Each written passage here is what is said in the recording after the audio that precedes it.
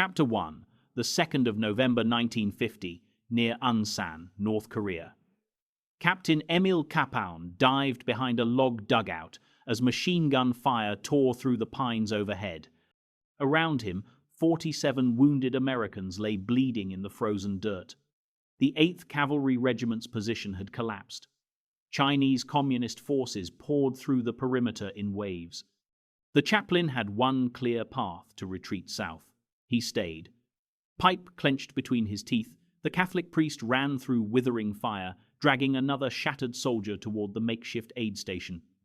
Blood soaked the Korean soil. Screams mixed with the gunfire. Most chaplains served behind the lines.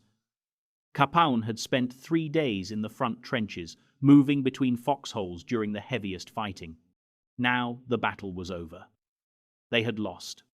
Through the smoke, Kapaun spotted a wounded Chinese officer being dragged past by his own soldiers. The chaplain stood, walked directly toward the enemy, and began negotiating in gestures and broken phrases. The officer's eyes widened at the sight of an unarmed American approaching during combat. Kapaun pointed to the wounded Americans, then to himself, then made the universal gesture for mercy.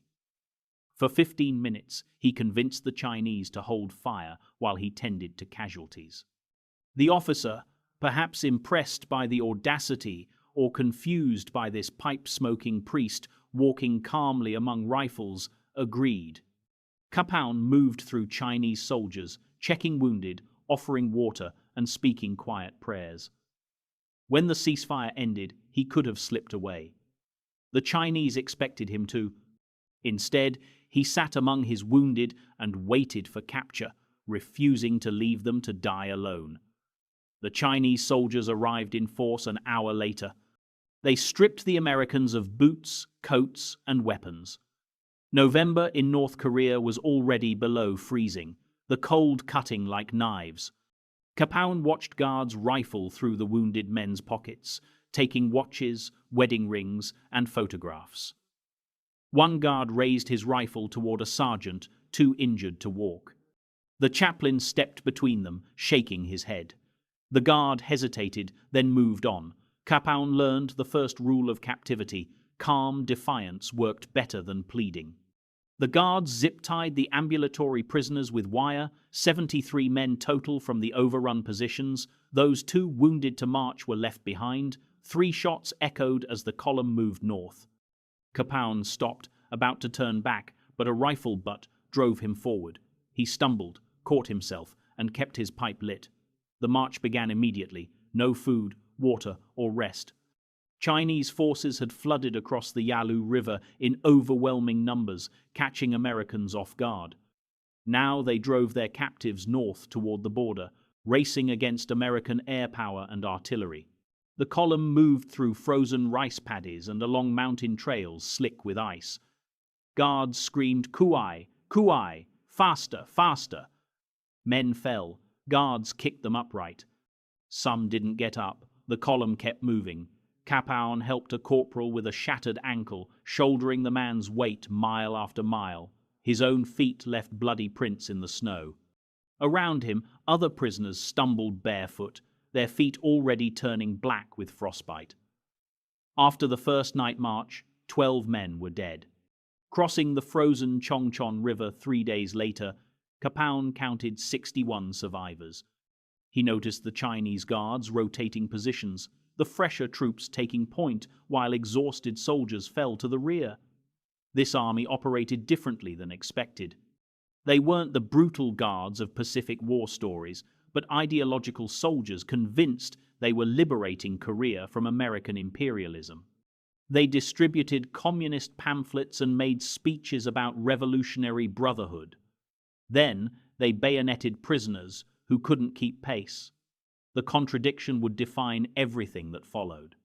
After 6 days of forced marching, the Pyeongtaek Valley appeared below them. The column descended through a devastated landscape. American bombers had smashed every building and bridge. The Chinese had responded by moving underground. Supplies and troops moved at night or in snowstorms. The prisoners had entered a war zone that operated by completely different rules. At the valley floor, guards separated officers from enlisted men, shoving Captain Kapaun toward the officers' group. He refused to go, pointing to wounded enlisted men who needed medical attention. A guard raised a rifle. Kapaun stood motionless, confused by the defiant prisoner. The guard lowered his weapon and let Kapaun stay with the enlisted men for now. The camp materialized from the snow-covered landscape like something from a nightmare. It was a collection of collapsed, roofless Korean mud huts. There were no barbed wire towers or fences. The Chinese didn't need them. The camp sat in a mountain valley, miles behind enemy lines in the dead of winter. Escape meant freezing to death or being shot by Chinese soldiers. On the 9th of November 1950, Kapaun entered what the Chinese called a lenient policy re-education camp. The Americans would call it something else entirely. 600 prisoners from earlier battles were already there, looking like lice-covered skeletons with hollow eyes, their uniforms hanging from emaciated frames. The new arrivals stared in horror at what they would become. Guards processed them through an outdoor registration, strip searches in sub-zero temperatures, confiscation of remaining possessions, and interrogation about rank and unit. A Chinese officer, speaking perfect English, explained the camp rules: daily re-education lectures, self-criticism sessions, and labor details for the People's Revolutionary Cause. Cooperators would receive lenient treatment, resistors would face consequences, the bodies stacked like cordwood behind the huts were sufficient to explain. The guards assigned 12 men to each mud hut, spaces designed for Korean families of 4. There was no heat but body warmth, no blankets, and no medical supplies. Daily rations of cracked corn or millet were measured to keep prisoners barely alive but too weak to resist. Kapaun watched the distribution that first night. Guards dumped the grain into a common pot. Stronger prisoners grabbed larger shares, while weaker ones got nothing. Within the first hour, he saw the fundamental challenge. The Chinese designed a system where prisoners would destroy each other. That night, the temperature dropped to 15 below zero. Men packed together for warmth, but hypothermia and dysentery had weakened the earlier arrivals. Before dawn, 3 men in Kapaun's hut died, their bodies stiff by morning. Guards ordered prisoners to carry the corpses to the death house, another collapsed hut where bodies accumulated until the spring thaw allowed for burial. Kapaun gave last rites to men he'd never met, speaking prayers over their frozen remains. A guard watched, but didn't interfere. The Chinese re-education program technically allowed religious observation, though in practice they monitored every prayer, whisper, and moment of spiritual resistance. The daily routine established itself with brutal efficiency: wake before dawn, stand for hours in the freezing darkness for morning head count. Shuffle to the lecture hall, a damaged building with no roof for political indoctrination. Listen to Chinese officers explain American imperialism, capitalist exploitation, and the glorious People's Revolution. Then assigned labor, hauling logs, digging latrines, burying the dead from the previous night, all on one meal of grain daily. Kapaun noticed immediately what the Chinese had done. They weren't running a prisoner of war camp by Geneva Convention standards. They were running a death camp disguised as re-education. On the 4th day, Kapaun witnessed the camp's unique cruelty. A sergeant refused to attend a self-criticism session, claiming illness. Guards dragged him outside, stripped him naked, and tied him to a post in the center of the camp. November in North Korea, 20 below zero. They left him there for 2 hours while other prisoners were forced to watch and attend lectures about the consequences of reactionary thinking. The sergeant's screams lasted 30 minutes. Then silence. When they cut him down, his skin had frozen solid. The camp medic, another prisoner, tried to warm the body, but it was too late. Guards added the corpse to the death house. Kapaun stood motionless, watching, learning. The Chinese would kill with cold rather than bullets, maintaining plausible deniability about prisoner treatment. But something else happened that fourth day, something that would explain why the Chinese guards eventually couldn't understand this chaplain's behavior. During the evening meal distribution, Kapaun received his portion, a cup of cracked corn. A private named Anderson, ravaged by dysentery, lay too weak to collect his own ration. Kapaun walked over and gave the private his entire portion. The supervising Chinese guard stopped, staring and pointing at Kapaun, and then at his empty bowl. The chaplain just smiled around his pipe and returned to his spot.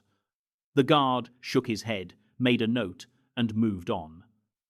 This made no sense in communist revolutionary theory. Prisoners were supposed to be selfish, proving capitalism's inherent corruption. A starving man giving away food violated everything they'd been taught about American imperialist psychology. By the second week, Kapaun had established patterns that would define his entire captivity. He woke before the others, helping men too weak to stand. He attended every re-education lecture without complaint, never arguing, but never agreeing either. He volunteered for the worst labor details, hauling frozen corpses and digging latrines through permafrost.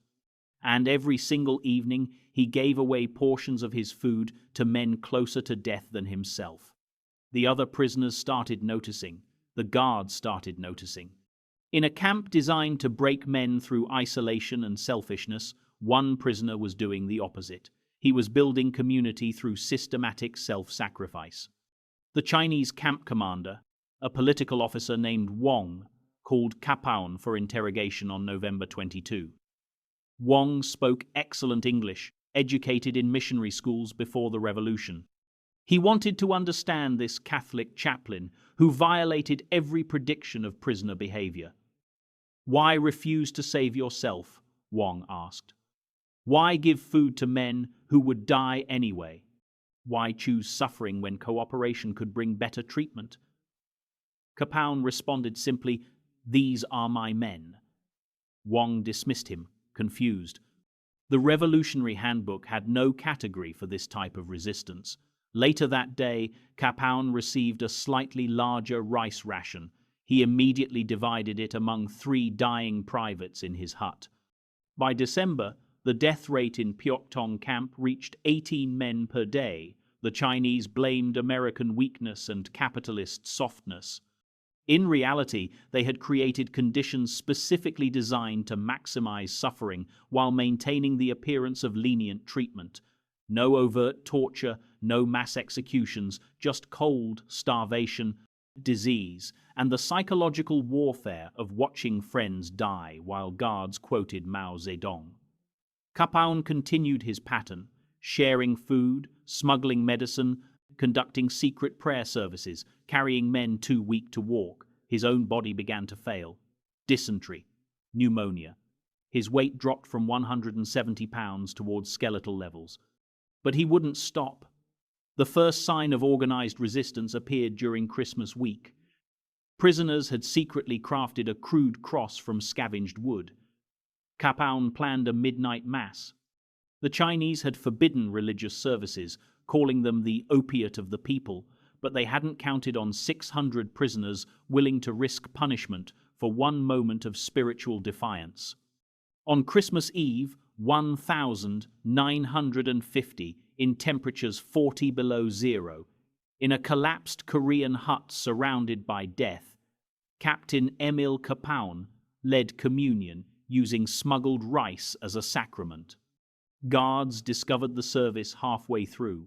They confiscated the cross and threatened severe punishment, but they didn't stop the prayers. Something about this chaplain's calm resistance made even hardened communist soldiers hesitate. The mass continued. For the first time since capture, prisoners remembered they were still human. The camp commander issued new orders the next morning. Chaplain Kapaun was a reactionary element, spreading religious poison among progressive re-education candidates. His food ration was reduced by half. He was assigned to permanent burial detail, handling frozen corpses 12 hours daily. He was forbidden from sharing rations with other prisoners. Guards would monitor his compliance. Kapaun received the orders, nodded, and that evening gave his reduced ration to a corporal dying of pneumonia. The Chinese guards watched in absolute bewilderment. This starving chaplain, weakened by disease and punished for resistance, kept giving his food away. It made no ideological sense. It violated every principle of survival, and it was about to become the most powerful form of resistance the camp would ever witness. The 17-day forced march ended on the 21st of November of 1950. As the men stumbled into what the Chinese called Camp 5 at Payuk Tong, a collection of mud-walled huts along the frozen Yalu River. Of the original column, 40 had died on the march. The survivors collapsed in the dirt courtyards, too exhausted to comprehend their new reality. Captain Kapaun remained standing, surveying the camp that would either kill them or forge them into something harder than the frozen ground beneath their boots. Within the hour, guards herded them into huts for an immediate roll call.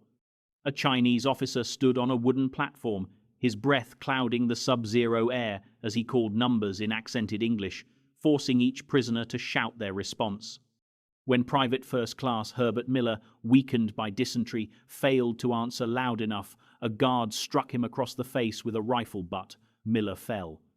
As the guard raised his weapon again, Kapaun stepped between them without hesitation, absorbing the second blow on his shoulder.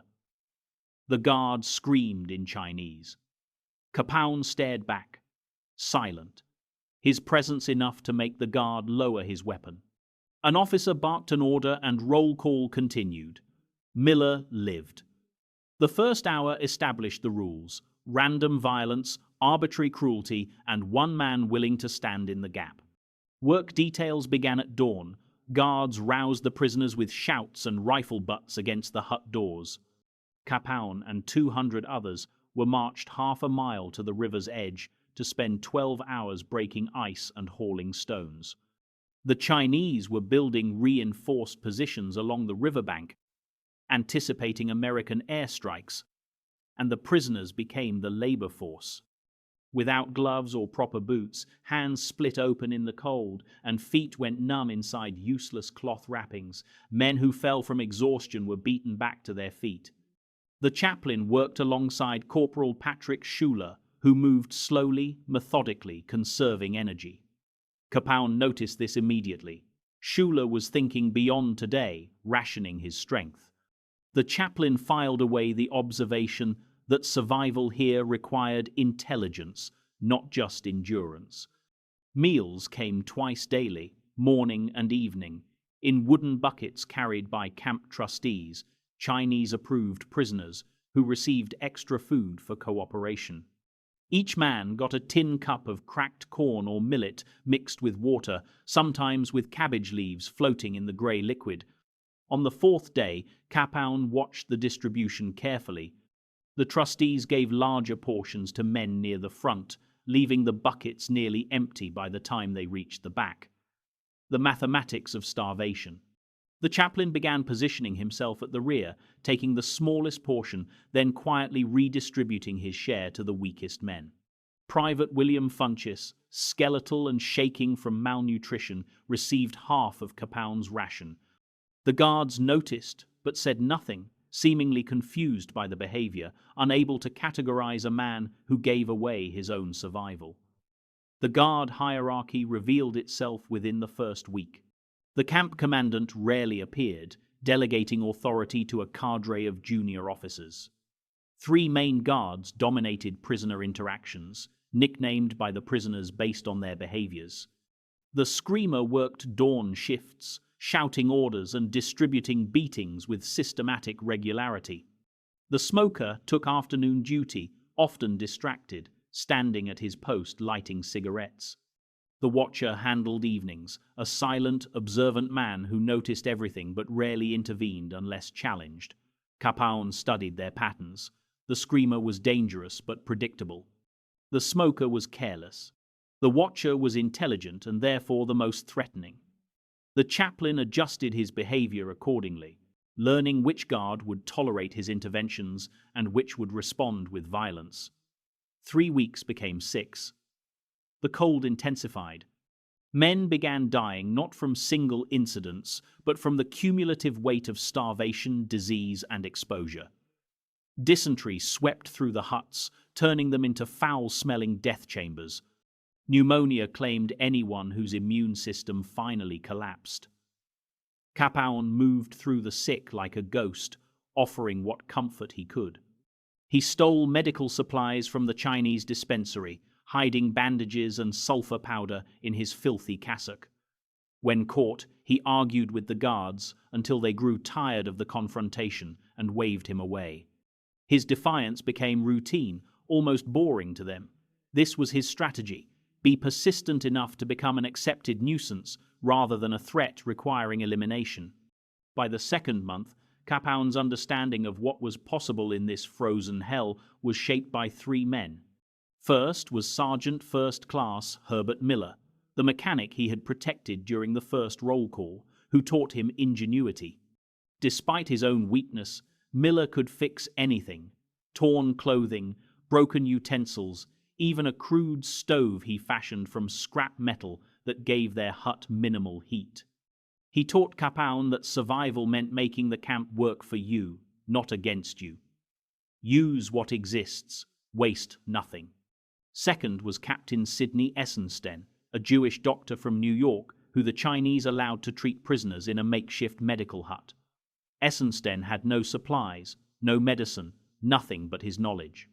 He set broken bones using wood splints. He lanced infections with sharpened wire. He amputated frostbitten toes with a dull blade and no anesthesia. Men screamed. Essensten worked.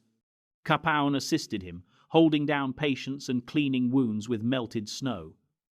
The doctor never spoke about hope. He simply treated the next patient, then the next, an endless assembly line of suffering.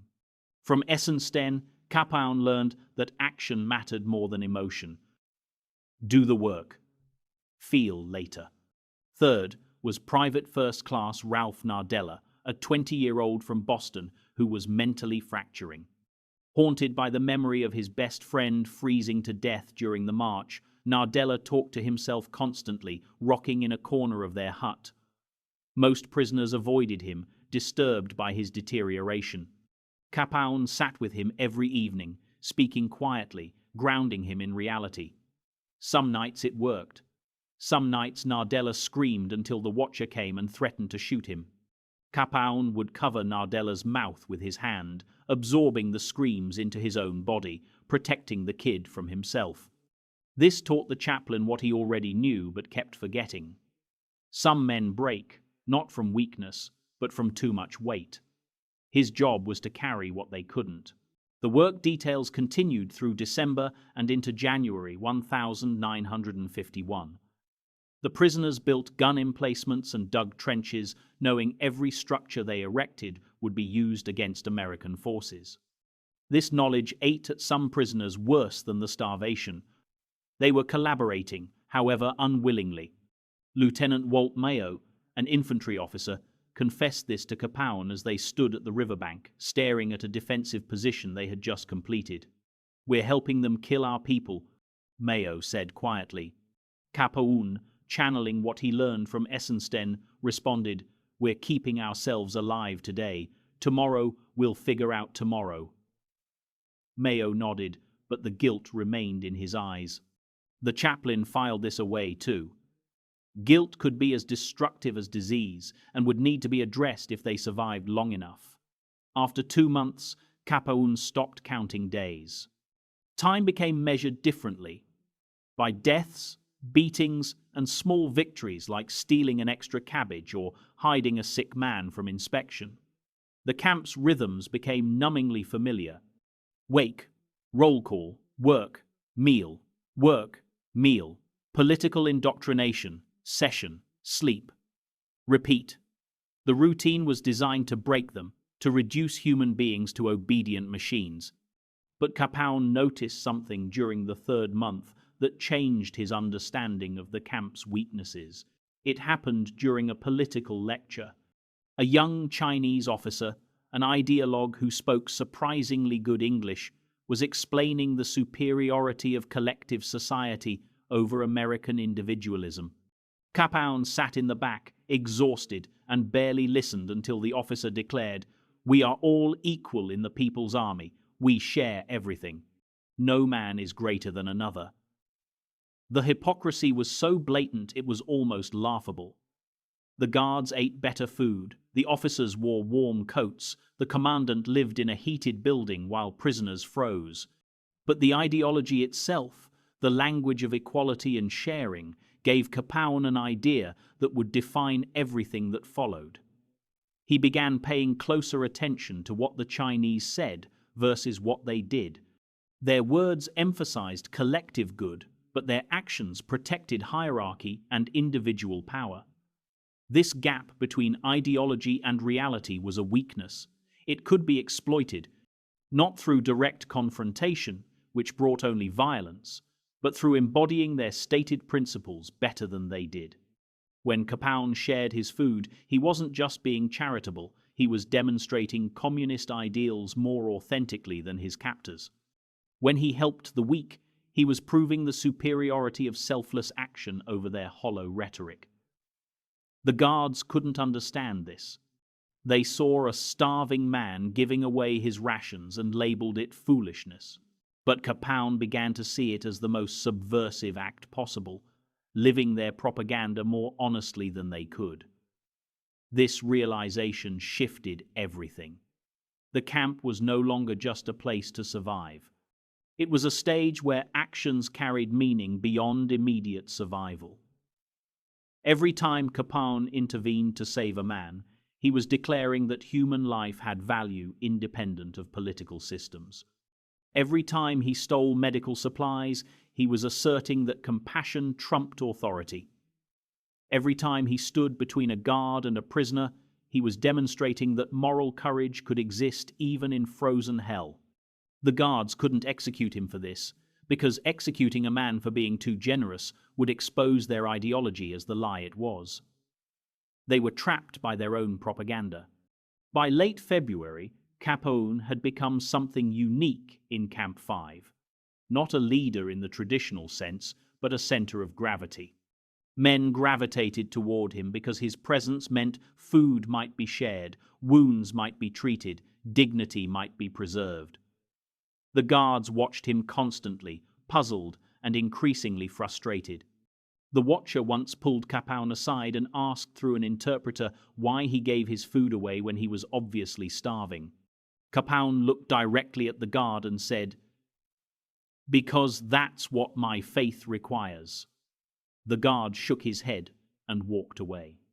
The chaplain understood then that he had found something the Chinese couldn't control, a motivation that existed completely outside their power structure. One frozen morning in early March, Kapaun stood in the work detail line. His body had deteriorated severely. He had lost perhaps 60 pounds, his cassock hanging on his frame like cloth on wire. His hands were covered in infected cuts that wouldn't heal. But his eyes remained clear, focused, calculating. He looked across the camp at the patterns he had spent months learning. Guard rotations, weak points in the fence line, moments of inattention. He wasn't planning escape for himself, his body couldn't survive it. But he was documenting everything, preparing for some future opportunity he couldn't yet name. That morning, as the smoker stood distracted, lighting another cigarette while prisoners shuffled past, Kapaun's pulse quickened. The guard's pocket hung open. Inside was a small notebook, the kind Chinese officers used to record prisoner information lists of names, hut assignments, work schedules, information that could matter. He filed the observation away. The camp had weaknesses. The guards had patterns. And Father Emil Kapaun, starving, freezing, and defiant, was learning exactly where the cracks in their system could be found. Chapter 3, January 1951, POW Camp No. 5, Pyeongtaong. Arrival at the prison camp on the Yalu River was not a reprieve. It was a descent into a new kind of hell. Hundreds of men were packed into freezing, lice-infested huts where dysentery, pneumonia, and starvation were rampant. For many, hope dissolved into a grey, frozen despair. For Captain Emil Kapaun, it was a call to action. The trigger came within hours. 3 men died the first night, their bodies left stiffening in the corner of Hut 7, because no one had strength to move them. At dawn, Kapaun watched guards drag the corpses out by their ankles, heads bouncing on the frozen ground. One guard laughed. Something crystallized in that moment. Kapaun had seen death on Unsan's battlefield and been captured while refusing to abandon the dying. But this was different. Systematic extermination through neglect. The Chinese weren't executing prisoners. They were creating conditions where death became inevitable, where men simply gave up and faded. The camp commandant's welcoming speech made the strategy explicit. Cooperation would be rewarded, resistance punished, but they would be left to survive or perish on their own merit. It was brilliant in its cruelty. No mass graves to document, no firing squads, just winter and starvation doing the work. Kapaun made his decision in the frozen morning air. He would not cooperate. He would not resist in ways that invited execution. He would do something the guards couldn't comprehend or counter. He would keep these men alive through sheer force of will and sacrifice. He would give everything he had, and then find ways to give more. The mental transformation happened with tactical precision. As a combat veteran and Catholic chaplain, Kapaun began applying military intelligence gathering to camp survival. Within the first week, he mapped every exploitable resource. Guards rotated in 4 6-hour shifts. The 2 a.m. to 8 a.m. shift was staffed by older soldiers who huddled by fires and rarely patrolled. The kitchens sat 200 yards from the huts, staffed by Korean civilians who occasionally left scraps accessible. The camp latrine, a horror of frozen waste, was avoided by guards entirely, making it the safest place for prisoner communication. The guards enforced bizarre priorities. Political indoctrination sessions were mandatory. Men too sick to stand were dragged to lectures on American imperialism. Missing sessions meant punishment and reduced rations. But the guards were strangely inconsistent about other activities, ignoring prisoner movements between huts, work details, or the state of the sick, so long as they attended indoctrination when physically possible. Kapaun identified the gap in their logic. The Chinese wanted compliance and conversion, not necessarily death. Dead prisoners couldn't be reformed into propaganda tools. The guards wanted prisoners weak enough to be controllable, but alive enough to be indoctrinated. This created space for subversion. If Kapaun kept men alive and attributed their survival to mutual aid, he could wage psychological warfare, proving American solidarity was stronger than Chinese ideology. Survival itself would be an act of resistance. His pre-capture training proved unexpectedly relevant. His language studies as a chaplain allowed him to understand fragments of guard conversations. His Kansas farm upbringing taught him to improvise tools and preserve food. His officer training gave him an understanding of command structures and how to subvert them. He assessed his own physical state with brutal honesty. He was starving, likely had dysentery, his feet showed early frostbite, and the shrapnel wound in his leg throbbed constantly. At 35, he felt 60. But he could still walk, think clearly, and function when others couldn't. This made him wealthy by camp standards. His most valuable asset was psychological. He had no illusions about rescue. The war was stalemated. No one was coming. While most men clung to the devastating hope of quick release, Kapaun accepted the reality of long-term survival. This acceptance freed him to act. He began active intelligence gathering with methodical precision. Volunteering for the morning water run to the camp well let him observe guard positions and routines. He noted that guards rotated every 2 weeks, preventing them from forming relationships. He watched which guards were ideologically rigid and which were simply conscripts. The zealots were dangerous but predictable. The conscripts were potentially exploitable. He identified a young guard who looked away when prisoners collapsed, and an older one who coughed blood, moved slowly, and avoided confrontation. Kapaun memorized these details. He mapped fellow prisoner resources with equal precision. Master Sergeant Herbert Miller, a former medic, knew field medicine. Private First Class Ralph Nardella, who had worked in his family's restaurant, could identify edible plants and make something nutritious from scraps. Captain Sidney Essenston, a Jewish physician, had courageously concealed medical supplies, a scalpel, sulfur powder, morphine syrettes in his clothing since his capture. These men became Kapaun's unspoken core team. He began working alongside them in a coordinated but unarticulated conspiracy. Miller diagnosed, Kapaun scrounged for supplies, Nardella supplemented rations, and Eisenstein performed emergency procedures. The risks were extreme. Helping the sick could be seen as resistance. Stealing food was punishable by death. But Kapaun observed the guards rarely entered the huts, repelled by the stench and disease. Inside, prisoners had an autonomy born of neglect. This created operational space, and Kapaun exploited it immediately. He stole food from the kitchens during his water, runs a potato, scraps of grain, once an entire cabbage. He hid them in his clothing, accepting the risk. Men were dying of starvation. The calculation was simple. He performed battlefield triage, distributing the extra food not equally, but to the men closest to death who could still be saved. It was a brutal calculus, but it saved lives. Some men noticed. Private Wayne Walters watched Kapaun give his own meager breakfast to a corporal with advanced dysentery. "You'll die if you keep that up, Father," Walters said quietly.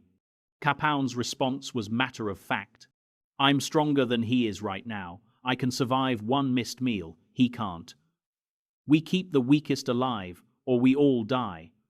The logic was irrefutable, the sacrifice staggering. The guards began noticing something unusual. Prisoners in Hut 7, Kapaun's hut, had a lower death rate. Men still died, but when a wave of deaths swept through Huts 1 through 6 in late January, killing 40 men, Hut 7 lost only 12. The Chinese couldn't explain it. Same rations, same conditions.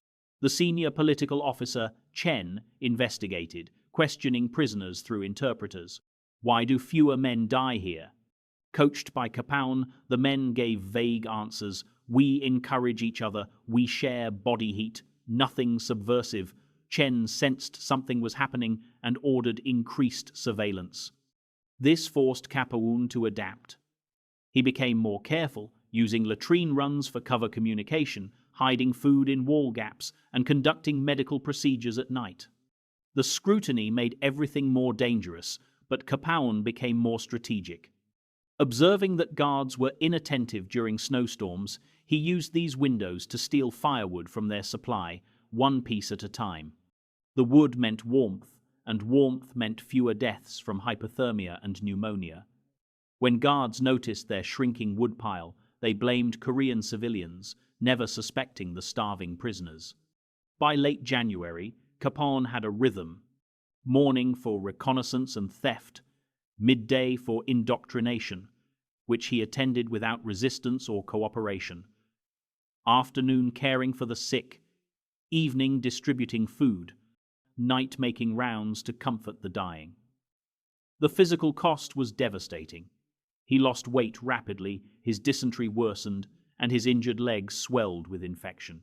But his mental state remained crystalline. This was his war now, not against soldiers with rifles, but against death and the despair that killed faster than disease. To Private Patrick Schuler, a 9-year-old who had stopped eating, he said, "We don't get to choose our circumstances. We only choose how we respond. You can lie here and die, or you can fight. Every breath is a victory. Every day survived is a defeat for them." Schuler began eating again. These small victories accumulated. The psychological impact on Hut 7 was measurable. Men who had been catatonic began talking. They started washing in snow. A culture of mutual support emerged, contrasting sharply with the individualism in other huts. The guards noticed this too, and it confused them. Their ideology assumed deprivation created selfishness. Kapaun's actions violated their assumptions about capitalism and individualism. In early February, Chen interrogated Kapaun directly. Through an interpreter, he demanded, "You are a prisoner. You should think of yourself. Why do you help them?" Kapaun's response was simple. "I'm a priest. It's my duty to care for others." Chen was baffled. "But you will die." The interpreter struggled to translate the sentiment into terms that made sense within communist ideology. Chen dismissed Kapaun with a warning. Unauthorized religious activity was forbidden. Kapaun's actions were interpreted as ministry, and Chen made it clear that continued religious influence would be punished. Kapaun nodded and changed nothing, simply becoming more subtle, offering spiritual comfort in quiet conversations instead of formal prayers. The warning was clarifying. The guards saw his helping as religious activity, categorizing it as ideological resistance. This was dangerous, but it meant they were watching for the wrong thing: prayer sessions and religious symbols, while missing the material resistance, the food theft, medical procedures, and systematic resource distribution. By mid-February, Kapaun had saved an estimated 15 men who would have otherwise died, not through miracles, but through relentless, practical action. Each save required sacrifice. Each theft risked execution. But he was fully committed. This commitment wasn't rooted in optimism. Kapaun had no illusions about his own survival. He was dying slowly like everyone else. He had simply decided that dying while fighting to save others was infinitely preferable to dying in passive despair. It was a conscious choice, reaffirmed each morning as he woke in pain and chose to give away what he'd scavenged. The other prisoners began calling him Father, even non-Catholics. It wasn't about theology. It was recognition of what he had become. The camp's moral center, the proof that humanity could survive even here. The living argument against despair. The guards couldn't understand it. Their ideology had no framework for such self-sacrifice. They assumed he was weak or stupid, or running a deception they hadn't yet identified. They watched him constantly, waiting to uncover his true motive. They never found it, because they couldn't conceive that the motive was exactly what it appeared to be. He helped because men needed help. He gave because others had nothing. He risked death because saving lives was worth the risk. The Chinese guards couldn't understand why the starving chaplain kept giving his food away, but the prisoners understood. They were still alive. That was the answer. That was everything. Chapter 4. March 1951. Camp No. 5. The action began under the cover of darkness. While guards slept, Captain Emil Kapaun would raid the Chinese storehouses, pilfering corn, salt, and grain. He became the camp's most prolific thief, but never kept a single grain for himself, distributing everything to the sickest men. During the day, he was their medic, fashioning pans from scraps of metal to boil contaminated water, washing the clothes of men with dysentery, and picking lice from their bodies. Survival demanded more than prayer and stolen grain. It required systematic resistance against an enemy determined to break them through starvation and ideology. Kapaun's nighttime raids evolved into calculated operations. The Chinese storehouses sat 200 meters from the prisoner huts, but Kapaun noticed a vulnerability. The guards rotated shifts at midnight, a window when supervision was confused. 3 nights of observation confirmed the pattern. The departing guards walked clockwise, the arriving counterclockwise. For exactly 8 minutes, the eastern approach to the storehouses sat unwatched. He needed help. Private First Class Herbert Miller, a former locksmith, was wasting away from dysentery, but his hands retained their steadiness. Kapaun approached Miller during a work detail, digging latrines, whispering the direct truth between shovel strikes. Miller's response came 2 days later, a barely perceptible nod during morning formation. An ally was gained. The price of betrayal was execution for both. The prize was keeping a dozen dying men alive for another week. Miller identified the storehouse locks as simple pin tumbler mechanisms, Chinese copies of Soviet designs. 2 bent nails, shaped against stone over 3 careful nights, became their picks. The plan was brutal in its simplicity. Move during the shift change, pick the lock in darkness, take only what could be carried silently, and distribute before dawn. One mistake meant discovery. Discovery meant death not from a bullet, but by slow starvation in the punishment hole, where men lasted 4 days at most. Over 3 weeks in March, they refined their technique. Kapaun memorized the sounds of guard boots, learning to distinguish a routine patrol from the quick step of suspicion. Miller practiced on discarded ammunition boxes until he could work purely by touch. They recruited no one else. More men meant more risk of panic or breaking under interrogation. Trust existed only between them. The raids began on March 8th.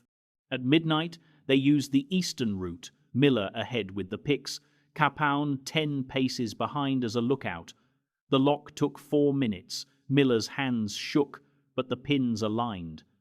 Inside were sacks of millet, cornmeal, salt, and dried fish. They scooped handfuls into pockets sewn into their jackets. 6 minutes total inside. Miller relocked the door, and they slipped back to their hut before the new guards completed their first patrol. Distribution happened in the pre-dawn darkness. Kapaun moved between the dying, pressing grains of corn into hands too weak to close. Sergeant First Class Raymond Skinner, frostbitten and delirious. Private Donald Wagoner, skeletal from dysentery. Corporal Wayne Burdew, his lungs filling with pneumonia. Each man received an equal portion. Kapaun kept nothing. His own starvation accelerated, but other men lived. The mathematics were simple, 1 chaplain's life for 12 soldiers' survival. But the Chinese noticed not the raids, but the impossible reality of certain prisoners surviving against all odds. A guard named Chen, who spoke English learned in missionary schools, began watching Kapaun.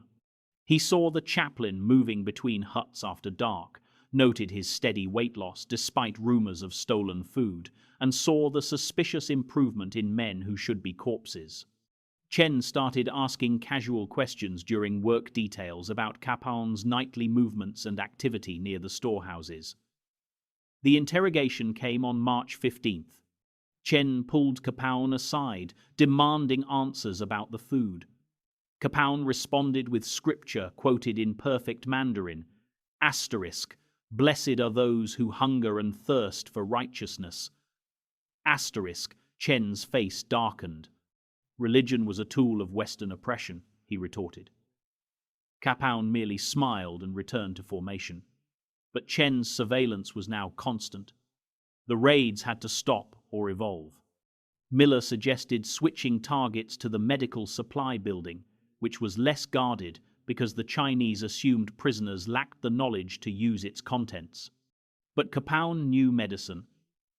His chaplain training included battlefield trauma care. Sulfur powder, quinine, bandages. These could save men, the food alone could not. They decided on one more raid on the food stores to build a reserve, then a shift to medicines. The final food raid happened on March 18th. Inside the storehouse, Kapaun took double quantities, stuffing every pocket and concealed space. The bulges were obvious. Miller hissed a warning, but Kapaun ignored him. If this was their last chance, every grain mattered. They exited at the 7-minute mark, locked the door, and started back. Chen was waiting in the shadows. Miller froze. There was no hiding the bulging pockets, no way to run. Kapaun kept walking at a steady pace, directly toward Chen, his hands visible. The 2 men stood face to face. Chen's hand rested on his rifle. One word from him would bring the guards and certain execution. Chen spoke in a barely audible whisper. He had watched Kapaun for weeks, seen him give away everything he stole, observed his theological defiance. He asked one question. Why? Why sacrifice yourself for men likely to die anyway? Why resist when cooperation meant survival? Kapaun's answer came from Scripture. Asterisk. Greater love hath no man than this, that a man lay down his life for his friends. Asterisk. Chen was silent for a long moment. Then he stepped aside and let them pass, walking away without a word. It was mercy granted by a man caught between ideology and humanity. The incident marked the end of the raids. Chen's silence was temporary grace, not permanent protection. Kapaun shifted to daytime resistance. He openly fashioned water purification systems from scrap metal, boiling the contaminated river water that caused cholera. He washed filthy clothing and bodies, fighting the lice that spread typhus. He picked maggots from festering wounds with improvised wire forceps. The work happened defiantly, where guards could see. Most chose to look away rather than confront such compassion. Easter Sunday arrived on April 1st. Chinese policy strictly forbade religious observance. Kapaun announced a sunrise service, a quiet invitation to meet at the eastern fence at dawn. 70 men came, Catholics, Protestants, and men who had never been to church but now craved hope. As the sun broke over the Yalu River Valley, Kapaun led them through the Easter liturgy from memory, his worn missal held openly. He spoke of the resurrection, of hope beyond suffering. Guards watched from the towers but did not intervene. After the service, Chen approached Kapaun, his face a mask of calculation. The service had been reported. Consequences would follow, not execution, but re-education through isolation and labor. They intended to break Kapaun's body until his spirit followed. It was a warning. Kapaun thanked him, asking if Chen truly believed in the Marxist promise of paradise. Chen's eyes gave the answer his voice would not. The camp commander summoned Kapaun that afternoon. He was ordered to publicly denounce his service as imperialist propaganda and abandon his faith for scientific Marxism. Refusal meant the punishment hole, reduced rations, and forced labor until compliance or death. Kapaun refused. Simply, no. The commander emotionlessly pronounced sentence: half rations, solitary confinement, and maximum labor indefinitely. When the men heard, some urged Kapaun to compromise, to say the words without meaning them. Survival mattered more than pride. Kapaun explained his logic. If he broke, the Chinese would learn that faith could be destroyed with enough pressure and would use that technique on everyone. Besides, he said quietly, Christ endured worse. The punishment began. Double work assignments on 400 calories a day. His body, already emaciated, began consuming itself. Yet he worked without complaint, prayed openly, and used his last energy to wash the sick men's clothing. April's warmth made the constant death harder to accept. Men who survived the winter now succumbed to disease. Kapaun moved among them, offering comfort and prayer. His own dysentery returned, and his weight fell below 100 pounds. Miller confronted him, calling his actions suicide. The men needed him alive. Kapaun's response stayed with Miller for life. Christ didn't come down from the cross. Sometimes witness requires completion. Miller walked away in tears, understanding he was watching a man choose martyrdom, one day at a time. The Chinese increased the pressure. Chen stopped delivering the punishment orders himself, unable to watch. But Kapaun endured, not through superhuman strength, but through a daily decision to choose others over himself, faith over survival. The resistance had become pure endurance. The final act came on April 17th. Kapaun collapsed during a work detail. Guards left him, assuming he was dead. But he crawled back to the barracks, pulled himself to a dying soldier's cot, and washed the man's face with a wet rag. The soldier asked why he would waste his final energy. Kapaun smiled, quoting scripture one last time. "Inasmuch as ye have done it unto one of the least of these, my brethren, ye have done it unto me." Then he lost consciousness. Chen found him and arranged a transfer to the camp hospital, a place where men went to die. Kapaun lasted 5 more days, delirious but still trying to comfort others from his cot. He died on the 23rd of May, 1951, stealing from death until his final breath. The Chinese buried him in an unmarked grave, but the survivors never forgot the chaplain who loved them more than life. Years later, their testimony would lead to a posthumous Medal of Honor, recognition that some battles are won not through survival, but through a love that refuses to stop even when stopping means living. Chapter 5. April 1951. Camp No. 5. The Chinese guards were baffled and infuriated by Captain Emil Kapaun. In their atheistic communist worldview, his selfless acts were illogical and dangerous. They labeled him a reactionary and tried to humiliate him during their mandatory indoctrination lectures. It backfired spectacularly. When a guard lectured on how the Chinese had helped the prisoners, Kapaun, armed with little more than his pipe and a calm demeanor, would stand up and use flawless logic to dismantle their propaganda. He would thank the guard for the help that allowed so many men to die from starvation and neglect. His calm, irrefutable arguments would leave the instructors sputtering, often ending the sessions early out of pure frustration. His resistance wasn't loud, it was intellectually and morally devastating, and it won him the fierce loyalty of the prisoners and the cold hatred of his captors. The lectures took place in what the Chinese called the Education Hall, a drafty building with holes in the walls where the Manchurian wind screamed through. Kapaun sits on the dirt floor with perhaps 80 other prisoners, his pipe clenched between teeth, his eyes focused on the young Chinese instructor at the front. The instructor, probably no more than 25, waves a pamphlet from which he reads in heavily accented, broken English. He speaks of the people's glorious victory over the American aggressors and the humanitarian treatment being provided. He insists they are not prisoners, but students being re-educated for their own benefit. Around Kapaun, men shift in the cold. Dysentery ravages half of them. Malnutrition has reduced grown soldiers to skeletal frames. The daily death count runs between 5 and 10 men. The instructor's voice rises. He explains how the Chinese government has shown mercy by not executing the running dogs of American imperialism.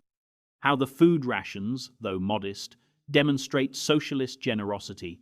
How the medical care, such as it is, proves the superiority of communist values. Kapaun removes his pipe. He stands, slowly, his movements deliberate. The instructor stops mid-sentence, his face registering first surprise, then suspicion. Around the room, guards tense, hands moving to their weapons. They know what comes next. They've seen this before. Kapaun's voice carries across the hall, calm and measured. He thanks the instructor for his most illuminating lecture. He notes with great interest the instructor's description of humanitarian treatment. He adds that he and his fellow students are eager to learn and wonders if the instructor could clarify a small point of confusion purely for the sake of better understanding the material. Yesterday, Kapaun explains, he helped bury 7 men. The day before, 9. The week prior, 43. He has lost count of the total, but estimates perhaps 800 American and Allied prisoners have died since arriving at Camp No. 5 4 months earlier. He speaks without anger, without accusation, simply stating facts as one might discuss the weather. The instructor's face reddens. He shouts that the deaths result from the prisoners' weak capitalist constitutions, their inability to adapt to proper collectivist living. Kapaun nods thoughtfully. He agrees that adaptation proves challenging. He explains that adapting to starvation requires the body to consume its own muscle tissue, Adapting to dysentery without medicine requires accepting that one will likely die. Adapting to temperatures that reach 30 below zero without adequate clothing or shelter requires, he supposes, simply freezing to death. He thanks the instructor again for helping him understand these important adaptations. The lecture ends minutes later, the instructor storming out while guards scream at the prisoners to return to their mud huts. Kapaun refills his pipe, seemingly unconcerned. Around him, men grin despite their suffering. That quiet destruction of propaganda provides more sustenance than the millet and sorghum they're fed. It reminds them that dignity survives even here. The guards see Kapaun's resistance differently. They see a threat that cannot be beaten with fists or silenced with bullets. After each lecture disruption, they meet in their heated quarters, smoking cigarettes and discussing the problem of the Catholic chaplain. The camp commandant, a political officer named Wong, considers Kapaun the most dangerous man in Camp Node of 5, more dangerous than the colonels or the combat veterans or the men who still possess physical strength. Those men can be broken with starvation and cold and disease. Their resistance is physical and can be physically defeated. Kapaun's resistance is different. It lives in the realm of ideas and morality, and it spreads like a contagion among the prisoners. Wong paces in his office, the dry heat from the coal stove a stark contrast to the biting wind outside. He has reported Kapaun to the Regional Political Bureau. He has recommended immediate removal and execution as a Class 1 reactionary element. The response, typed on thin official paper, came back clear and cold: deny the enemy a martyr. The Americans already fabricate stories of Chinese atrocities. Executing a priest would confirm their propaganda and be a diplomatic inconvenience. Better to break him, to force him to recant, to make him betray his principles before he dies of natural causes. Wong assigns his best interrogators. They pull Kapaun from his hut at irregular hours, march him to an unheated shed, and subject him to sessions that stretch for hours. They employ the standard techniques: verbal abuse, threats, sleep deprivation, stress positions. Kapaun endures silently. When they demand he denounce American imperialism, he responds with questions about the thousands of prisoners dying from deliberate neglect.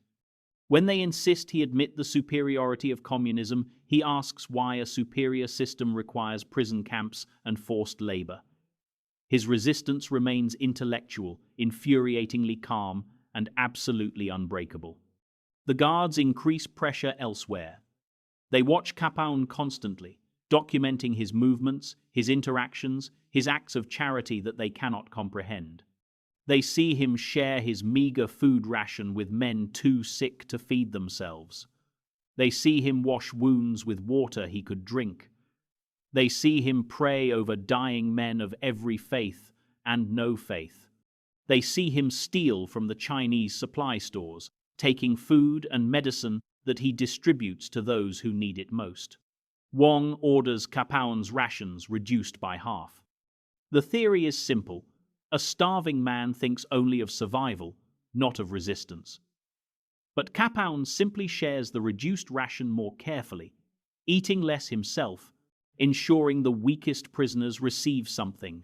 His body deteriorates faster, his ribs become visible through his threadbare clothing, his face hollows, his strength diminishes daily. Yet his pipe still appears at lectures.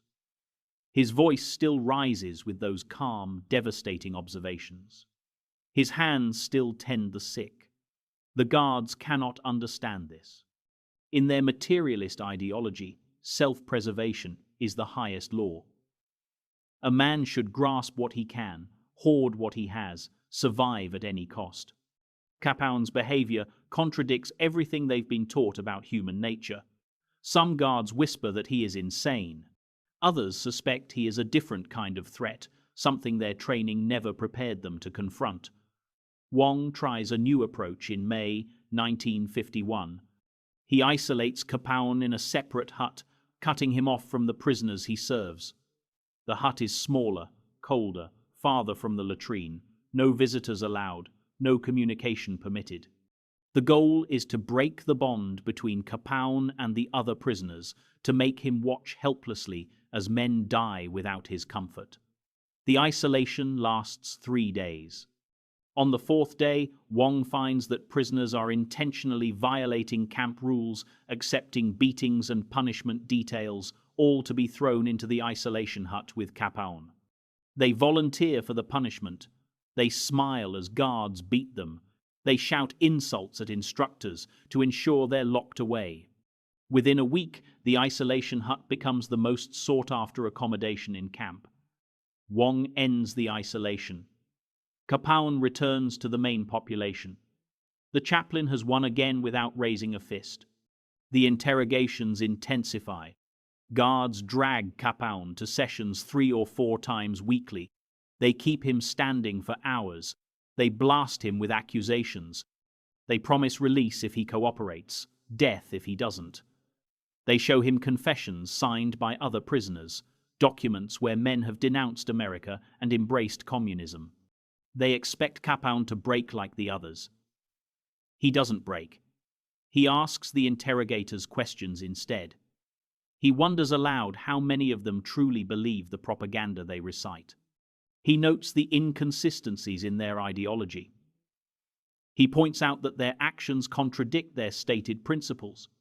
He thanks them for the opportunity to witness firsthand the difference between what communism promises and what it delivers. The sessions end with interrogators exhausted, frustrated, and increasingly uncertain of their own arguments. Wong receives reports after each session. They are becoming increasingly thin. The interrogators, men trained in psychological warfare, admit they cannot break the chaplain. His calm is impenetrable. His logic is irrefutable. His moral conviction is an absolute fortress.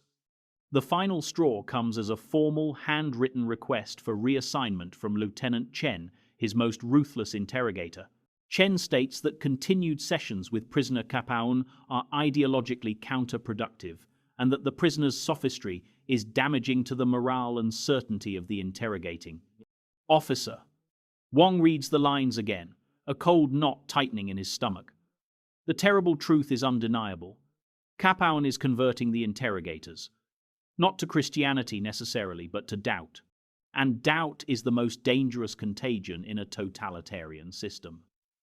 By late May 1951, Kapaun's physical condition deteriorates critically. Dysentery ravages his weakened body. A blood clot forms in his leg, causing severe pain and swelling. He can barely walk. The Chinese medical officer, such as he is, examines Kapaun and recommends amputation. Kapaun refuses. He knows the crude surgery without anesthesia or antibiotics would likely kill him.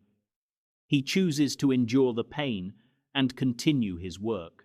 The guards watch him drag his swollen leg through the camp, still visiting the sick, still sharing his food, still dismantling propaganda at lectures. They cannot kill his body fast enough to silence his resistance. Wong makes his final decision.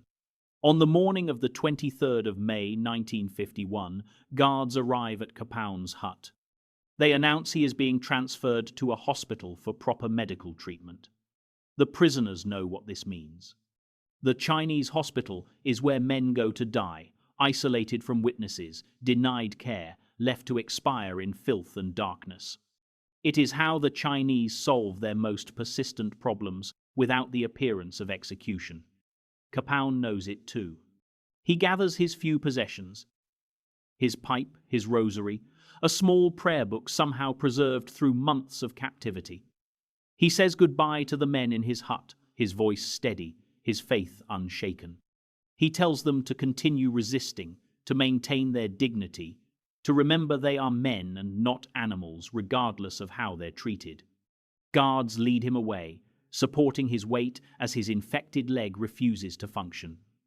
Other prisoners watch from their huts, unable to speak, unable to stop this. They know they are watching their chaplain march toward death. They know the Chinese are finally removing the man they could not break. As Kapaun disappears down the trail toward the so-called hospital, a crooked silhouette supported by two guards, Wong watches from his office window. He feels a wave of pure, unadulterated relief. The problem is solved. The camp will be quieter now. But beneath the relief is something else. A bitter, uncomfortable sediment he cannot name, but which feels sickeningly like respect. He has defeated Kapaun not with ideology or force of will, but with biology, with infection and starvation, through the body's inevitable betrayal of the spirit. Yet he knows he has not defeated what Kapaun represents. The prisoners still resist, the lectures still fail. The ideology still cracks against the rock of one man's demonstrated alternative. Wong lights a cigarette and returns to his paperwork. He has won this battle. But Kapaun's calm voice still echoes in his mind, asking questions he cannot answer, exposing contradictions he cannot resolve, demonstrating a strength that no amount of force can overcome. The hospital is a low, dirt-floored shack reeking of death and excrement. Perhaps 30 dying men lie on the bare ground, skeletal figures lost in a haze of fever and despair. They are attended by no one, given nothing. This is not a place of healing. It is a place to dispose of inconvenient bodies. Kapaun is carried inside and placed in a corner, laid gently on the cold earth by a guard who refuses to meet his eyes. The heavy door groans shut, plunging the room into near total darkness. The only light comes from cracks in the mud walls. The only sound is the chorus of suffering. In the suffocating darkness, surrounded by the soft moans of the dying, Father Emil Kapaun, Chaplain, Captain, United States Army, begins to pray. Chapter 6. The death house stands 50 meters from the main compound, a grim silhouette against the grey sky. Kapaun sees it through fever-blurred vision as the guards drag him across the iron-hard frozen ground. His left leg throbs with each jarring movement, the blood clot a burning spike of pain from hip to ankle. Pneumonia has filled his lungs with heavy fluid. Each breath rattles, a terrible, wet sound in the silence. Each exhale produces pink foam that freezes on his lips. He weighs 87 pounds. The guards carry his emaciated frame easily, like a child's toy. Behind him, American voices shout ragged protests, fists pound against guards. All is futile. His fellow prisoners are skeletons themselves, too weak to stop anything. Kapaun turns his head with a painful effort. He sees their faces, their tears glinting in the pale light. He speaks his final words to them, a blessing of forgiveness. Then the death house door groans open and swallows him into absolute darkness. The interior hits him with its smell first. Death has its own odor in the Korean winter of 1951. Human waste frozen to the floor, gangrene rotting flesh before the body dies. Pneumonia breath, sweet and fetid, no ventilation. No heat source. Temperature inside matches temperature outside, minus 15 degrees Celsius. The guards throw him onto bare wooden boards against the far wall. His body impacts with a hollow thud. Ribs crack. It doesn't matter. Everything already hurts beyond measurement. They leave without speaking. The door closes. Darkness becomes absolute. Kapaun lies still, listening to his body fail. The blood clot pulses a terrible rhythm of agony through his left leg. The limb has swollen to twice its normal size, skin stretched tight and purple-black. Pneumonia fluid gurgles with each shallow breath. His heart races, a desperate attempt to compensate for lungs that no longer function properly. 140 beats per minute. 150. The fever burns at 40 degrees Celsius, high enough to cook brain tissue, high enough to kill within days. He knows this with a chilling certainty. His medical training from seminary now informs his own end, telling him exactly how his body will shut down. Kidneys first. Probably. Then the liver. Then the heart will simply stop, exhausted from its impossible task of trying to oxygenate blood through collapsed lungs. He is not alone in the death house. His eyes adjust slowly to the darkness. Shapes resolve along the walls. Other prisoners. 6 of them. Maybe 7. All too sick or injured to return to camp. All sent here to die out of sight. None are moving. Kapaun cannot tell if they live or if he shares this space with corpses. The darkness hides everything except their still outlines. He tries to speak. His voice emerges as a dry whisper. There is no response. Either they are unconscious or already dead or too far gone to acknowledge him. He is effectively utterly alone. The first night tests everything he believes. Pain transcends description. The blood clot throbs with each frantic heartbeat, sending sickening waves of agony that make him bite through his lower lip. Blood runs down his chin and freezes. Pneumonia turns each breath into a slow drowning. He gasps for air that will not fill his lungs. Fluid rises inexorably. He coughs. Pink foam sprays onto the wooden boards beside him. The fever makes him hallucinate. He sees his mother's kitchen in Kansas. Sees himself as a child at the dinner table. Smells fresh bread baking. He reaches for it, a desperate, instinctive gesture. His hand closes on splintered frozen wood and the vision shatters. Darkness returns. The biting cold returns. Death returns to its patient wait. 24 hours pass. No food arrives. No water. No medical care. This is not an oversight. This is the purpose of the death house. The Chinese guards have sent him here to die invisible, away from other prisoners who might be inspired by his resistance, away from witnesses who might remember his defiance. The isolation is total. No sounds from the main camp penetrate these thick walls. No light enters through cracks in the wood. He exists in a void. Time stops having meaning. He cannot tell if hours pass or days. Only the progressive, agonizing failure of his body marks time's passage. The thirst soon becomes worse than the hunger. His tongue swells to fill his mouth, a dry, foreign object. His lips crack and bleed. He licks frozen condensation from the wall beside him, but it provides nothing, only intensifying the feeling of cold. His kidneys begin to fail. Urine darkens to brown, then stops entirely. Toxins build in his blood. The fever climbs ever higher.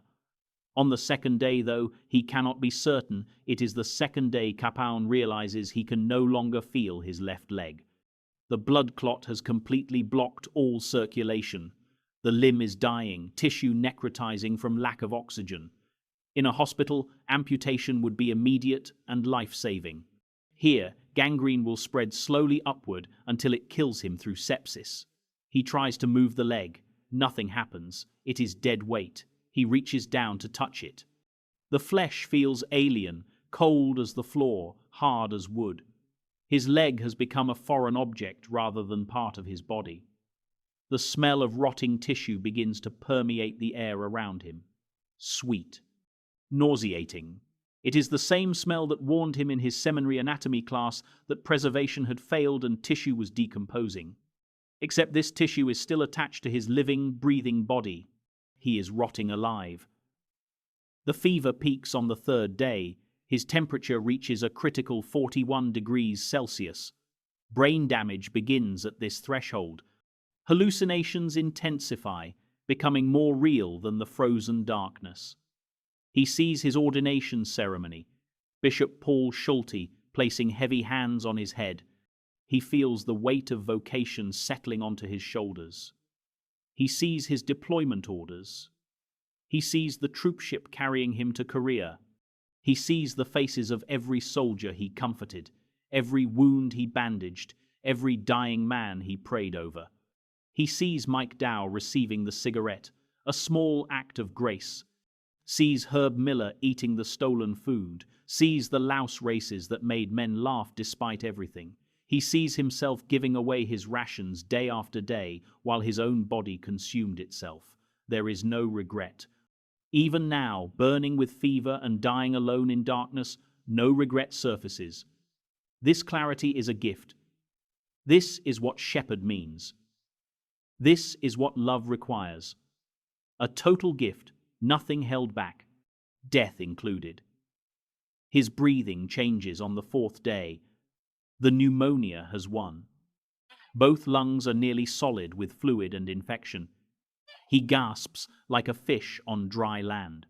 Short, desperate inhales that bring almost no oxygen, exhales that produce bloody foam. His lips turn blue, his fingernails turn purple, his brain begins dying from oxygen starvation. Consciousness flickers like a failing candle flame. He drifts in and out of a delirious fog. During brief moments of clarity, he prays. Not for rescue, it is far too late for that. Not for healing.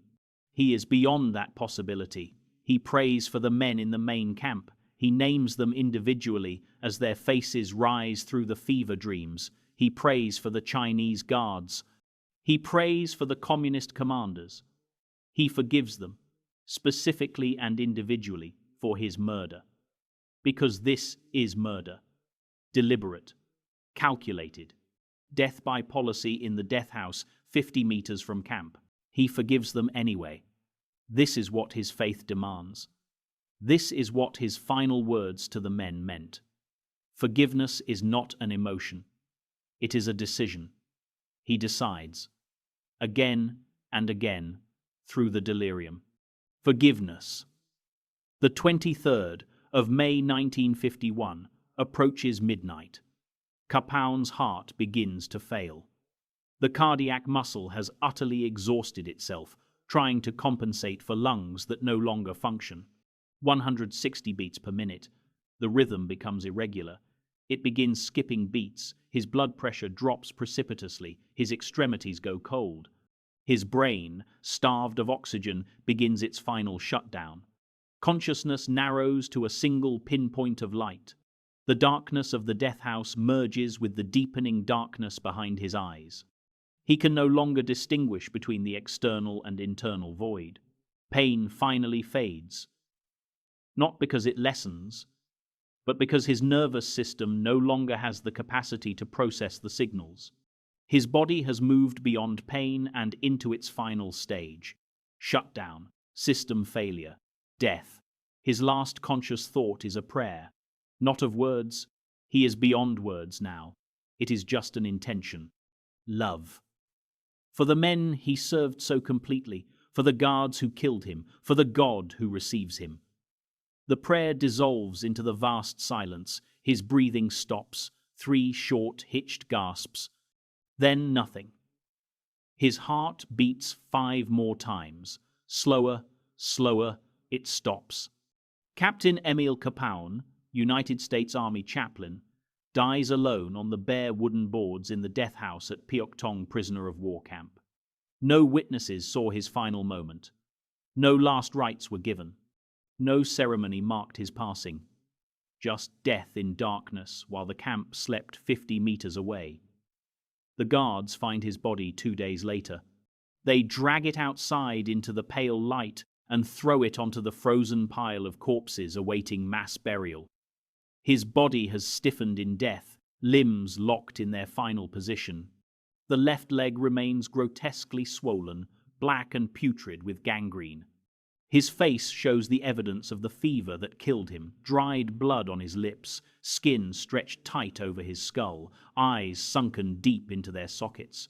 He weighs 79 pounds at death. He has lost 136 pounds since his capture 6 months earlier. The guards show no emotion. This is just another dead prisoner, another body for the pit. They toss him onto the pile like garbage and walk away without a backward glance. But his death does not end invisibly. The prisoners in the main camp know. Somehow the word spreads, a whispered message of loss that defies the isolation. Kapaun is dead. The chaplain who gave everything is gone. The response is not despair, it is rage. A quiet, burning rage that sustains men through the final, brutal months of captivity. The guards have murdered their priest. This will not be forgotten. This will not be forgiven by the survivors, even if Kapaun forgave his own killers. The prisoners begin keeping a meticulous record. Mental notes, written notes hidden in clothing, seams and hems, names of guards, dates of atrocities, details of the death house's horrors. They gather evidence for the trials that must come when liberation arrives. Kapaun's death becomes a catalyst.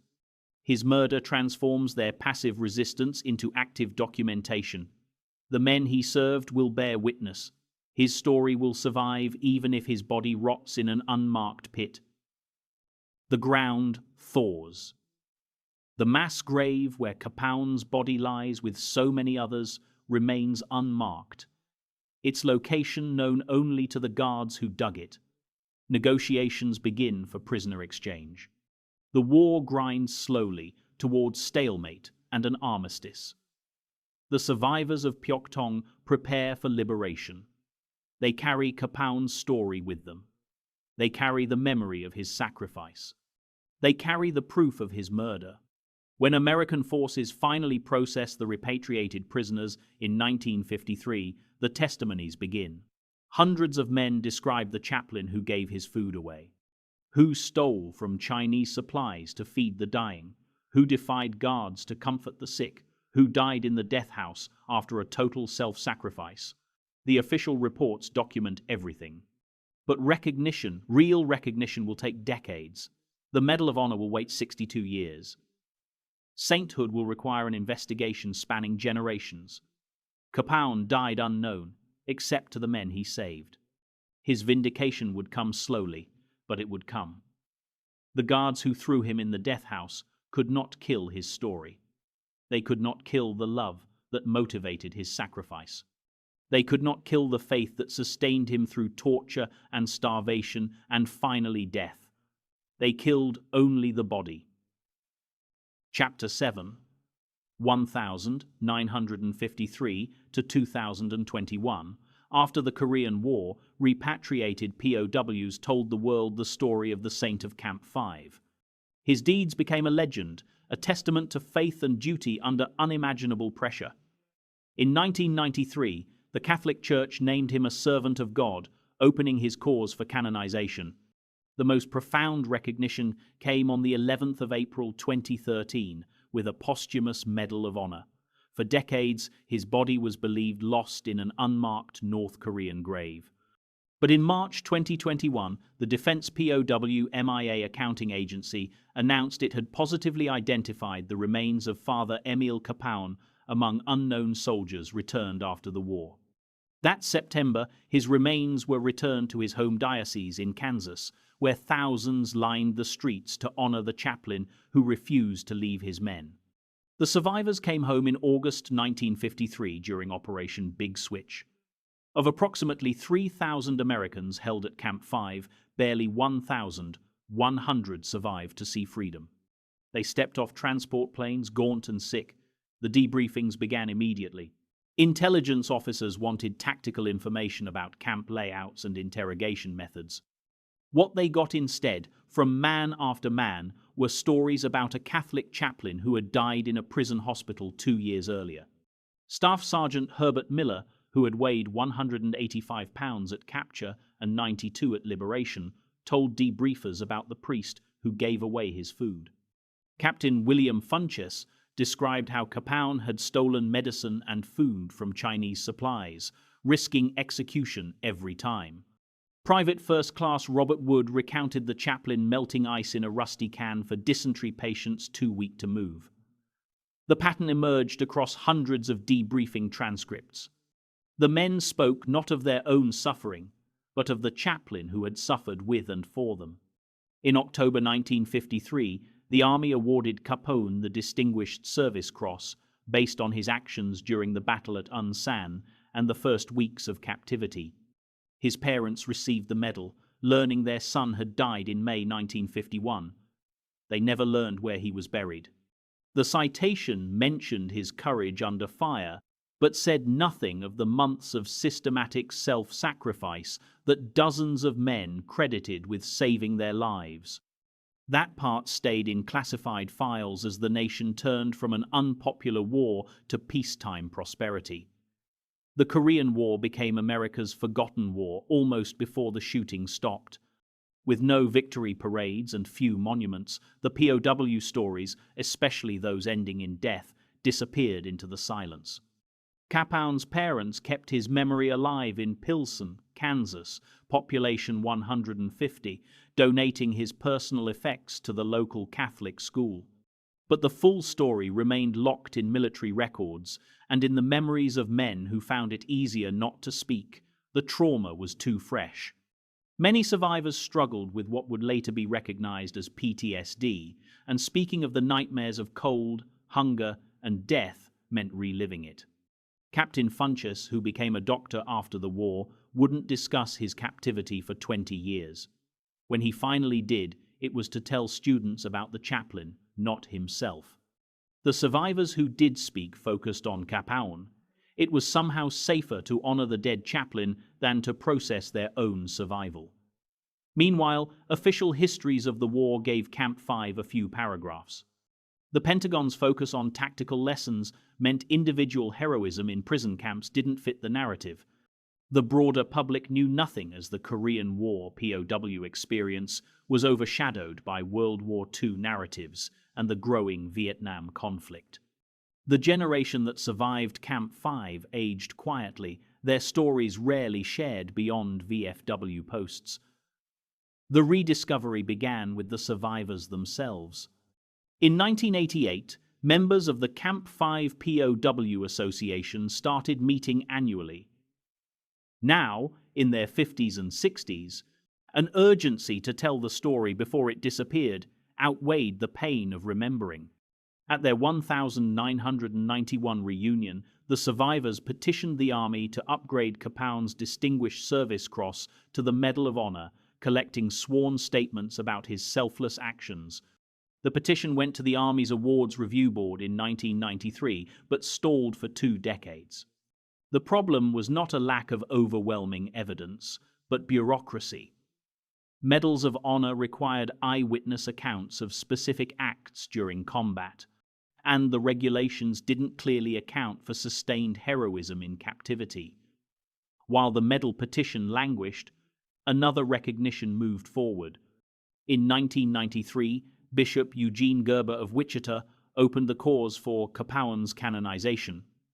The Catholic Church launched its own investigation, interviewing survivors and examining the historical record. In 1998, Father Kapaun was declared a servant of God, the first step towards sainthood. Church investigators documented specific instances, like the time Kapaun traded his only blanket for medicine and the Easter sunrise service he conducted in 1951, 3 weeks before his death. The theological investigation ran parallel to the military one, both seeking to verify if his actions had been extraordinary enough to merit the highest recognition. The breakthrough came in 2008, when the Army changed its regulations to explicitly include sustained acts of heroism by prisoners of war. The survivors were in their 80s now. In 2010, Kansas Senator Pat Roberts took up the cause personally, navigating the military bureaucracy that had stalled the application for 17 years. On the 11th of April 2013, President Obama draped the Medal of Honor ribbon around the neck of Kapaun's nephew, Ray Kapaun, in a White House ceremony. The citation detailed his actions at Unsan and his months of service to fellow prisoners. 20 survivors attended, some in wheelchairs, all weeping. Captain Funchess, then 85, told reporters, "He saved my life. I wouldn't be here without him." The ceremony made headlines, briefly pulling the story from obscurity. News crews and documentary producers reached out to survivors. But Kapaun's body remained missing. Listed as buried in North Korea, location unknown. Due to poor Chinese records, mass graves, and North Korean non-cooperation after the war, his family assumed for 60 years they would never bring him home. The answer came from Hawaii, from a military laboratory at Joint Base Pearl Harbor Hickam. The Defense POW MIA Accounting Agency, DPAA, operates a forensics facility that since 1973 had been identifying remains from past conflicts. In the years after the Korean War, North Korea had returned several batches of unidentified commingled remains. They were interred as unknowns at the National Memorial Cemetery of the Pacific in Honolulu, awaiting technology that could identify them. By 2010, that technology existed. Mitochondrial DNA testing could match bone samples to living maternal relatives. The DPAA began systematically exhuming Korean War unknowns, testing them against a DNA database from families still seeking closure. In March 2021, scientists matched remains from grave X10086 to DNA samples from Kapaun's nephew. After 70 years, he had been found. The identification was confirmed through dental records and anthropological analysis. He had been home the whole time, lying in an honored grave among other unknowns, waiting for science to call him by name. On the 23rd of September 2021, a military transport plane touched down in Wichita carrying a flag-draped casket. More than 3,000 people lined the streets as the hearse drove to the Cathedral of the Immaculate Conception. The survivors, who remained fewer than 24 now, all in their 90s, watched from the cathedral steps. The Bishop of Wichita presided over the funeral mass, where the Army Chief of Chaplains delivered the homily. They buried him with full military honors in the cathedral's memorial park, finally home in the diocese he'd served before the war. The grave marker lists his military decorations: the Medal of Honor, the Distinguished Service Cross, the Bronze Star, and the dates 1916 to 1951. What it doesn't say, what no stone could hold, are the names of the men who lived because he chose to die for them. Today, Father Kapaun's story serves a specific function in military training. At the Army Chaplain School in Fort Jackson, his case is taught in the Pastoral Care in Combat course. Students learn Article 1 of the Code of Conduct through his example, seeing how giving one's life could happen slowly, one meal at a time, over 18 months. At the Navy's Survival, Evasion, Resistance, and Escapes School, instructors reference his intelligence work, gathering information about Chinese interrogation techniques and passing it to other prisoners to help them resist. His methods for maintaining morale informed the 1955 revision of POW resistance doctrine, shifting the focus from dramatic escapes to sustaining human dignity and unit cohesion when escape was impossible. The DPAA keeps his case file as a prime example of successful identification decades after death.